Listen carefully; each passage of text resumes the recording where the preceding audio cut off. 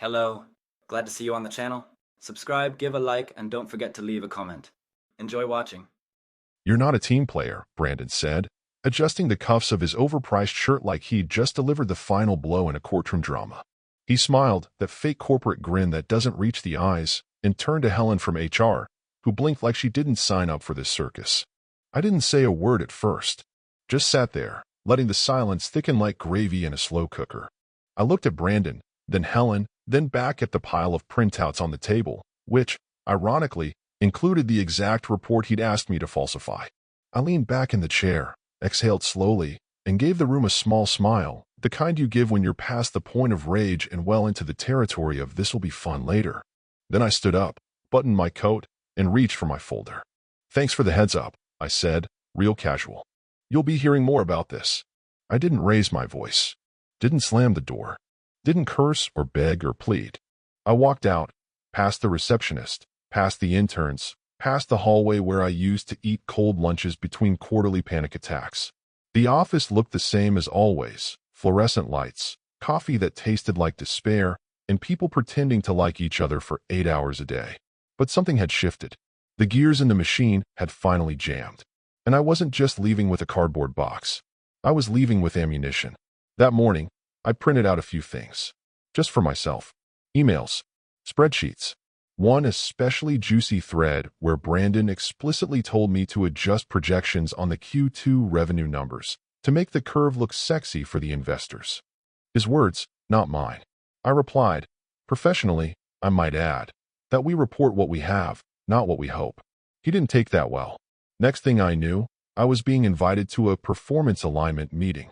Code for, "We're building a case to screw you." Let me rewind for a second. I'm Mike Dorsey, 52 years old, single dad, former senior financial analyst at Delcroft Solutions, a mid-tier tech firm with big dreams and bigger skeletons in their closet. I'd been there 15 years. Saw 3 CEOs, 7 CFOs, and too many weekend coffee runs. I stuck around because I believed in the place, or at least in the team I worked with. Numbers made sense to me. People? Not so much. But I tried. I kept my head down, hit my deadlines, mentored new hires, smiled at birthdays, and didn't complain when bonuses quietly shrank each year while the execs posted yacht pics on LinkedIn. Then Brandon Wells arrived.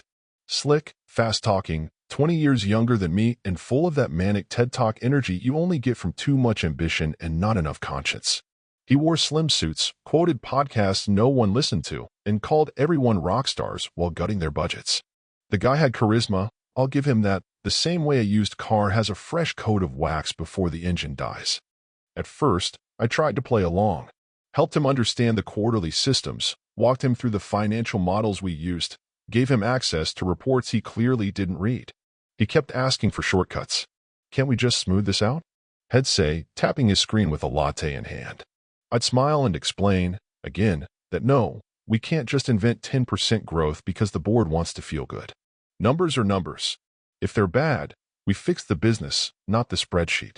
The final straw came on a Thursday.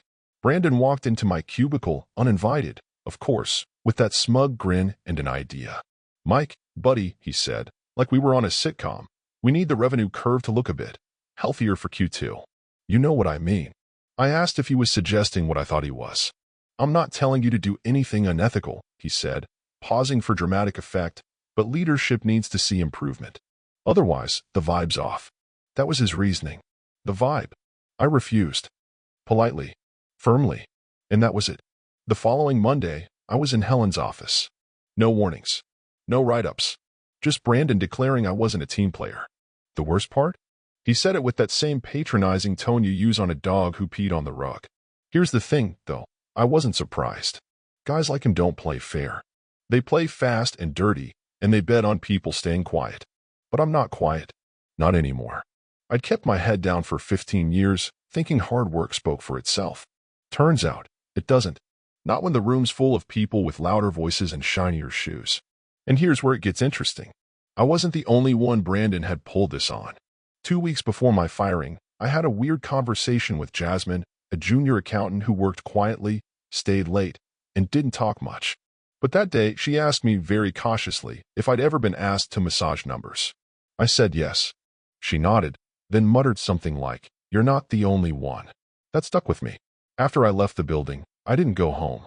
I went to my old friend Marcus's place. He used to work in compliance before he got pushed out last year in a restructuring. We cracked open 2 beers, and I laid everything out. The emails, the manipulation, the pressure. His eyes lit up like Christmas morning. You realize this is fraud, right? He said. SEC level, criminal investigation kind of fraud. That night, I made copies. Sent them to Jasmine, who sent back 2 files of her own. We weren't plotting revenge. Not yet. But we were building something. Slowly, quietly, carefully. And here's a question for you.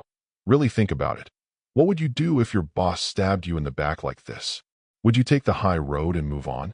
Or would you make damn sure the knife turned back around? I didn't want revenge, at least not in the beginning. I just wanted my dignity back.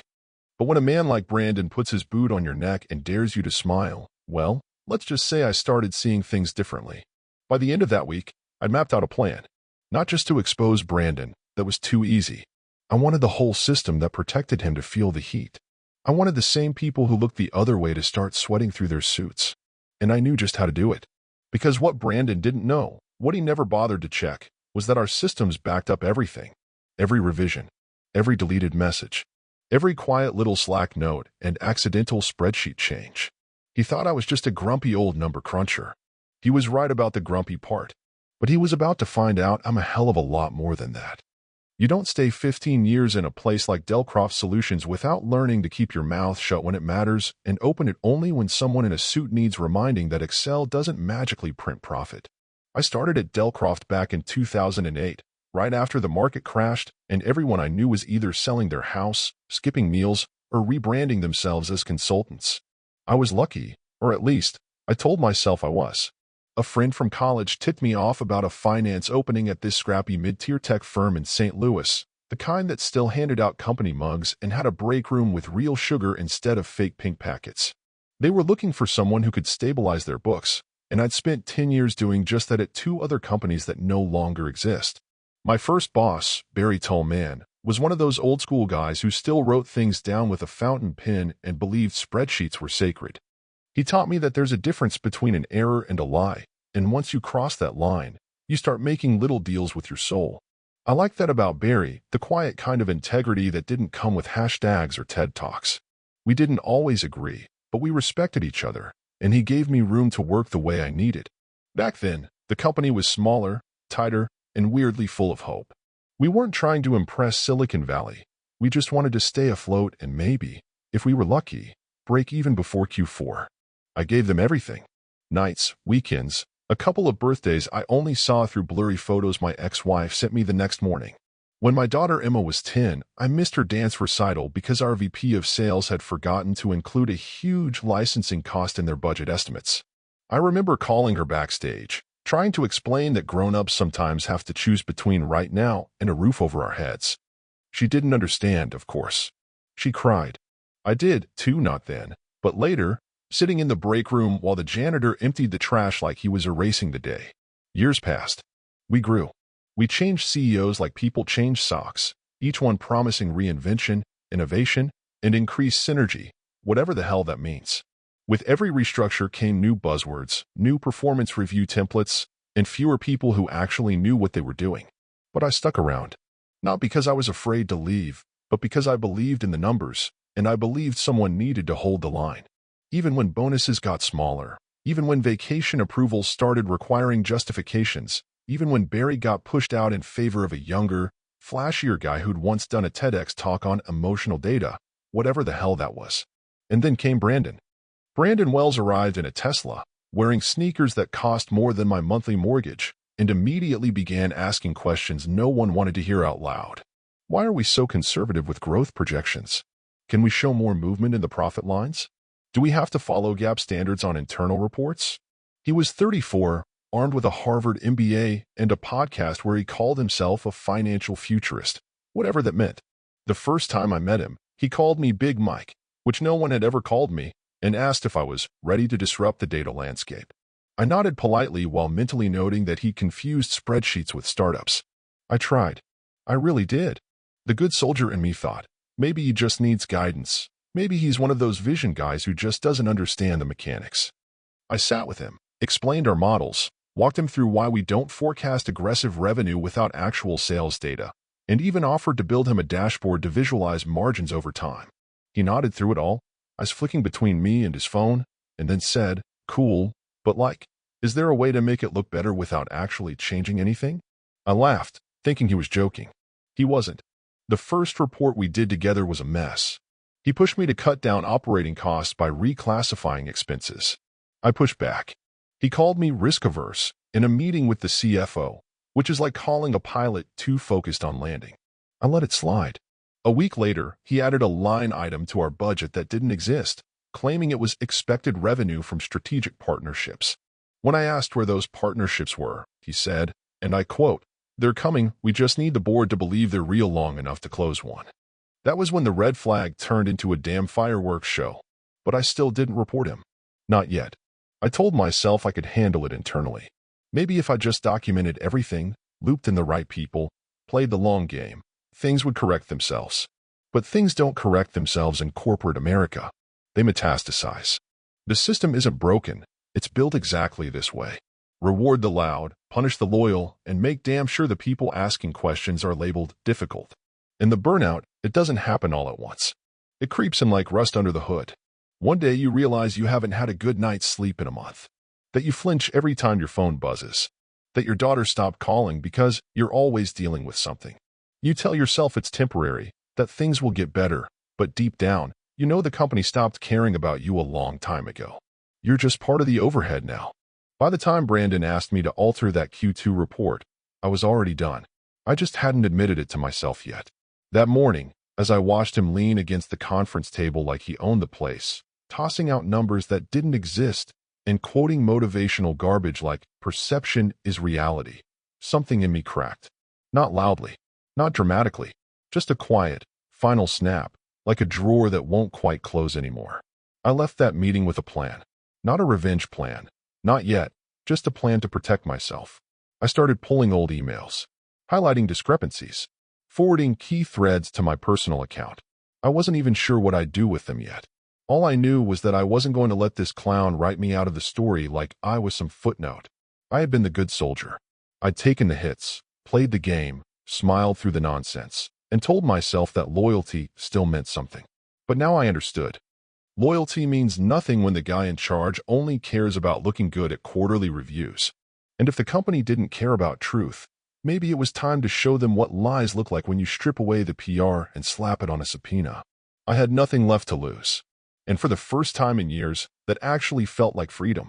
There's a moment, when you've been stepped on enough times, where something in you stops hoping for justice and starts building it yourself brick by damn brick, one email, one spreadsheet, one whispered hallway conversation at a time. That moment came for me 3 days after I was fired, when I finally sat down at my kitchen table, the same one where I used to help Emma with her math homework, and opened a folder labeled insurance. Not the kind that protects your car or your house, but the kind that keeps you warm when the walls close in and the liars start making power plays with your reputation. Inside that folder were 37 documents I'd copied over the past 6 months. Some were simple, budget requests with questionable line items, expense reports that didn't match receipts, emails where Brandon approved financial projections that made 0 sense if you'd spent even 5 minutes reading the actual numbers. But a few of them, the ones marked in red, those were something else. They were the kind of emails that don't just raise eyebrows. They set off alarms in compliance offices and maybe even behind closed doors at the SEC. Brandon wasn't just fudging numbers. He was constructing a parallel reality, one where revenue was always climbing, costs were always shrinking, and strategic partnerships were in progress, even when no one had returned his calls. And he was damn good at selling it, too. Every week he stood in front of the executive team like a carnival barker with a golden smile, pitching his fantasy as gospel while the rest of us stared at each other, wondering when someone would finally call bullshit. But no one did. Because he was charming. Because the board liked the graphs. Because no one wants to be the guy who stops the party, even when the floor is giving out beneath them. It wasn't until I reached out to Jasmine that I realized I wasn't the only one collecting kindling. She responded to my email in less than 10 minutes, asking if we could meet somewhere quiet. We chose an old diner off Lindell, the kind that smells like burnt toast and serves coffee so strong it could clean battery acid. She was nervous, constantly glancing over her shoulder like someone from legal might pop out of the jukebox. But once she started talking, she didn't stop. Turns out Jasmine had been dragged into Brandon's mess even earlier than I had. He'd approached her during her second month, asking if she could reclassify some development costs under marketing to reduce apparent overhead. She didn't want to do it, knew it was shady, but she was new, and the last junior analyst who questioned things had been let go during realignment, which is corporate speak for they didn't smile enough in meetings. She did what she was told but made copies of everything: emails, instructions, even Slack messages that vanished a few hours later but had been screenshotted in time. She slid a flash drive across the table and said, "I don't know what to do with this, but I think you do." I went home that night and spent 6 hours cross-referencing her files with mine. It wasn't just bad practice, it was textbook manipulation, the kind that looks slick on a PowerPoint but falls apart the second someone pulls the audit logs. There were fake sales projections sent to finance, mismatched expense categories, and even an internal memo where Brandon promised the CFO a 15% cost reduction that, according to the actual data, was nothing more than an illusion built on reclassifications and deferred payments. He wasn't fixing the business. He was playing Tetris with numbers, shoving things into places they didn't belong just to keep the screen from filling up. And it was working. That's what made it so infuriating. People were praising him, promotions were whispered, and the board was already floating his name in meetings about succession planning. Meanwhile, people like Jasmine were losing sleep wondering if they'd be the next scapegoat when the whole thing blew up.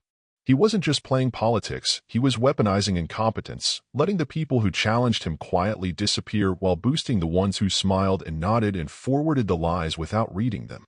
I started organizing everything. Not just the documents, but the timeline, who said what, when things changed, how decisions were made.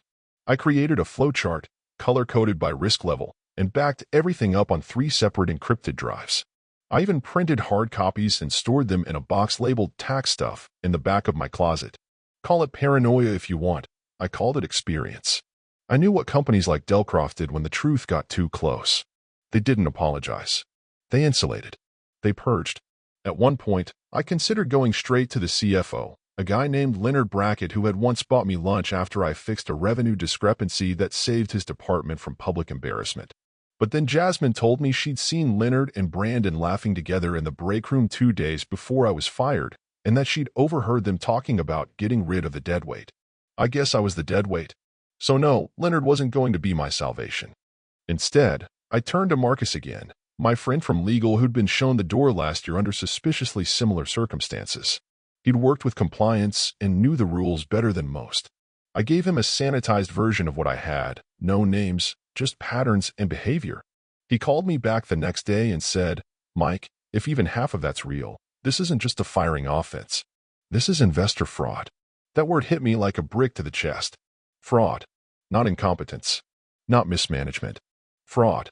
The kind that gets you on the news with your face blurred out and lawyers sweating through their suits. I wasn't scared, exactly, but I was alert. Sharper than I'd been in months. Something about knowing I had the receipts, real, hard proof, gave me the kind of clarity I hadn't felt in years. So I kept digging. Quietly. Carefully. Every email became a puzzle. Every spreadsheet, a potential landmine. Jasmine and I set up a shared folder, communicating only through encrypted messages and meeting in person once a week to exchange updates. We didn't trust the system anymore. We trusted each other. And that, right there, was the biggest shift of all. Because for the first time since Brandon walked through the front doors with his startup swagger and his fake grin, I didn't feel powerless. I felt dangerous. And the most dangerous people in corporate America aren't the ones who make noise. They're the ones with nothing left to lose and a filing cabinet full of truth. Brandon had spent months weaving a lie so tight, so polished, that he forgot the golden rule of deception. The more people you step on, the more chances someone keeps a receipt. Well, we had all of them now. And we weren't done collecting. Being on the outside felt strange at first, like watching your own house burn down from across the street, knowing every room, every flaw, every photo on the walls, and still feeling completely helpless to do anything but stare. The Monday after my firing, I didn't set an alarm. I didn't shower or shave. I sat in a worn flannel robe at my kitchen table, flipping through old emails like they were old love letters from a toxic ex. But somewhere between the third cup of coffee and the second stale bagel, I realized something important. I was no longer inside the system, but I sure as hell hadn't left it empty-handed. They might have kicked me out, but I hadn't gone quietly. And if Brandon thought he could erase me with a smug HR statement and a fake smile, he was about to learn just how long ghosts can haunt a place, especially ones that know every door, every corridor, every secret file nobody wants the auditors to see. He may have taken my title and my badge, but he hadn't taken my knowledge, and that meant I still had power, not the kind you see on organizational charts, but the kind that turns careers to dust when applied in just the right place. The first thing I did was write a timeline. I'm a finance guy, so my brain loves structure, patterns, sequences. I built a spreadsheet that tracked every suspicious activity linked to Brandon since the day he started, from inflated Q1 projections to those shady reclassifications he'd asked Jasmine to make. I mapped them to board meetings, investor calls, and stock movement, and wouldn't you know it, the magic numbers always appeared right before big moments where Brandon had something to prove. I added color-coded notes, red for fraud, yellow for unethical behavior, green for plausible deniability, and watched the whole picture take shape like a slow, ugly photograph in a darkroom. Then I started sending tips. Not dramatic ones. Not whistleblower lawsuits or headline-grabbing exposés. Just little drops of truth in the right inboxes. A copy of the budget discrepancies went to a freelance journalist who'd written about corporate fraud in the Midwest. A trimmed-down version of the email thread where Brandon told me to sex up the numbers went to an anonymous SEC complaint line. I sent a folder of manipulated expense sheets, fully redacted for privacy, to a watchdog blog run by a retired auditor named Carol who still had friends in high places. I didn't need to scream. I just needed to whisper in the right ears. And while I whispered, the walls inside Delcroft started to creak. 2 weeks after my departure, I heard through the grapevine that legal had called a quiet internal meeting about financial discrepancies. Jasmine texted me late one night. They're asking questions now. People are nervous. You did this. I told her not exactly. I just opened a few windows and let the truth blow in. That's when I called Marcus again, my friend from legal who'd been pushed out in last year's reorg after trying to flag a conflict of interest involving a vendor and an executive's cousin. He'd been burnt before, but not broken. And when I told him what I had, and who I suspected was helping Brandon cover it up, he didn't hesitate. Send me the sanitized files, he said. Let me run it by someone I trust. Off the record. I asked who. He just said, someone who owes me a favor. Someone who doesn't like seeing this kind of thing buried. I sent him the files that night, double encrypted, tagged and labeled like a crime scene investigator filing evidence for a trial that hadn't happened yet. He called me 2 days later with a voice that was all business. Mike, you're not crazy. This stuff's radioactive. There's enough here to trigger an audit. Maybe even freeze the IPO if it reaches the right hands. But we have to be smart. No press yet. Let it simmer. So we did. While Brandon strutted through all-hands meetings in his designer sneakers, probably patting himself on the back for removing negativity from the team, I sat on my porch with my laptop, watching as certain investor accounts suddenly paused their communications with Delcroft. Jasmine reported that 2 internal budget reviews had been postponed, and one senior analyst, who'd been nothing but Brandon's lapdog for months, had quietly taken an unexpected leave of absence. The company wasn't bleeding yet, but it was starting to sweat, and in a business built on confidence and perception, that's the first sign of collapse. I never felt more alive. Not because I was destroying anything, I wasn't. I wasn't the fire. I was just the guy holding the mirror, showing them what they'd become when no one was looking. And here's the thing about people like Brandon, they believe they're untouchable right up until the moment they're not. He'd built his entire rise on curated metrics and half-truths. Take those away, and all that's left is a PowerPoint full of empty slides and a LinkedIn profile filled with words like visionary and disruptor. I watched as he started to tighten control. Emails became more formal, meetings more frequent, and requests for confidential strategy modeling began circulating, the kind of language you only see when someone's scrambling to plug holes they can't quite find. Jasmine told me morale had plummeted, and more than a few staffers had started polishing their resumes just in case. The ship hadn't sunk yet, but people could smell the rot in the wood. I wasn't done. There was one last play I had to make, the kind of move you don't recover from if it goes wrong, but that could end the game if it lands. I wrote a detailed report, complete with references, timestamps, and footnotes, outlining the patterns, violations, and false financial reporting. I attached redacted evidence and framed it not as an accusation, but as a question, the kind of question that makes people sweat. Have these figures been independently verified according to SEC standards prior to IPO consideration? I didn't sign my name. I didn't have to. I sent it to the SEC directly using a secure submission line for anonymous whistleblower tips. Then I closed my laptop, poured a drink, and waited. No one knew I was still in the game. I was a ghost now, invisible but not gone, forgotten but not inactive. And ghosts have the advantage of surprise. You can't fight what you can't see. You can't fire what already left the building with your dirty laundry tucked under its arm. Brandon thought he'd buried me under a quiet dismissal and a smug soundbite about team players. But he forgot something critical. You don't bury the guy who knows where the bodies are hidden. You pray he never decides to start digging. There's a particular kind of silence that happens right before everything breaks, not the loud, dramatic crash people expect, but a slow, eerie quiet that settles over things like dust in a forgotten room. That silence came on a Tuesday morning, for weeks after I sent the final package to the SEC, when I checked the financial news out of habit and saw the headline, plain as day, sitting halfway down the homepage of a mid-level business journal. Delcroft Solutions delays IPO amid internal financial review. No fanfare. No quotes. Just that cold, surgical phrase, internal review, the corporate world's version of blood in the water. I sat back in my chair, let the coffee go cold, and stared at the screen with something that wasn't quite joy and wasn't quite relief. It was closer to a deep, wordless exhale, the kind that comes from knowing, finally, that the lies have run out of places to hide. It wasn't over yet. Hell, it was probably just getting started. But for the first time since Brandon threw me under the bus and smiled while doing it, I felt like gravity had shifted back towards something resembling balance.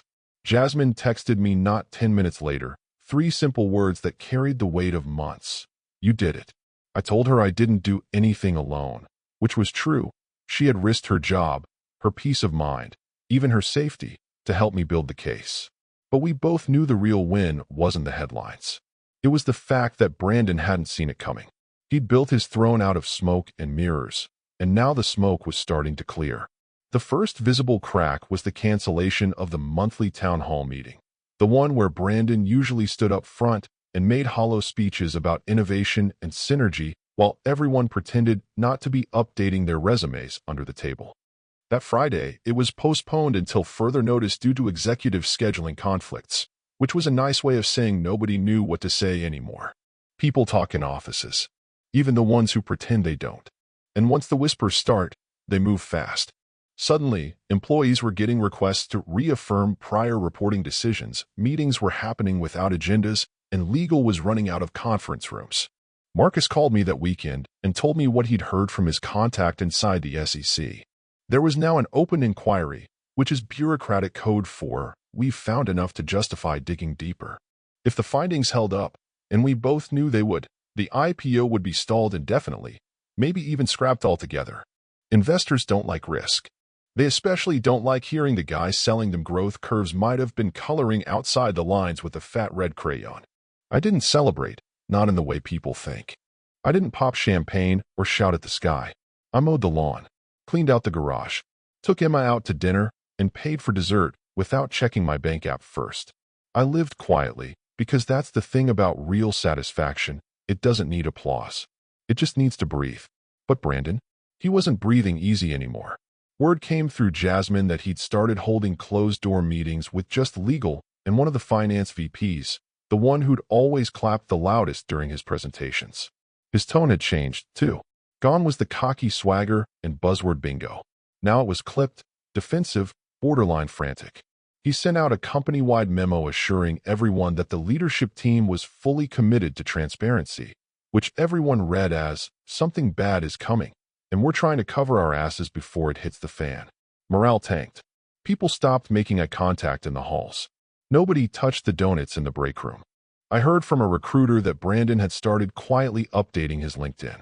New skills, vague endorsements, that classic pivot language like strategic realignment, and seeking new opportunities in dynamic spaces. He knew the writing was on the wall, even if it hadn't been spray-painted in red yet. And when the investors started asking questions about past earnings calls, the ones where Brandon had promised growth that never materialized, the last of his credibility began to wither like spoiled fruit. A week later, Someone sent me an internal memo, anonymously, of course, stating that Brandon had been placed on administrative leave pending investigation. That was corporate for we're building a paper trail before we kick you out the door. It wasn't public yet, but it was happening. The machine was turning on him now. The same system he'd used to climb was now chewing through the rungs beneath his feet. You'd think I'd be dancing in my living room at that point. But if I'm being honest, it didn't feel triumphant. It felt fair. That's all I ever wanted. Not revenge. Not glory. Just fairness. And maybe a little peace of mind knowing that the guy who tossed me aside like I was some outdated piece of software now had to explain himself to people who weren't so easily dazzled by buzzwords. But this isn't one of those clean Hollywood endings where the villain gets hauled out in handcuffs and the hero rides off into the sunset with a new job and a fat severance check. No, life's messier than that. I didn't get my job back. Didn't get an apology. Hell, I didn't even get a phone call. Delcroft issued a quiet press release about internal restructuring, thanked Brandon for his innovative contributions, and then buried the story under news of a new product launch.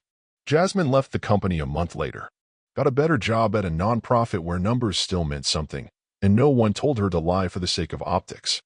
Marcus went back to consulting, this time with more selective clients. Me? I started freelancing, helping small businesses get their books in order. Honest work. Quiet work. The kind of work that doesn't land you in boardrooms but lets you sleep at night. Sometimes I wonder what Brandon tells himself when he looks in the mirror now. If he blames someone. If he thinks I ruined him. Maybe he does.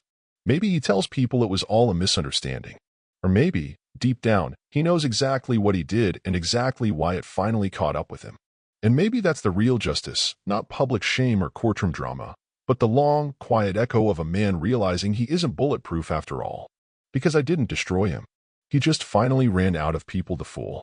And this time, the receipts didn't go in the shredder. They went to the right hands. And they spoke louder than any performance review or PowerPoint ever could. That's not revenge. That's just truth, given time to catch up.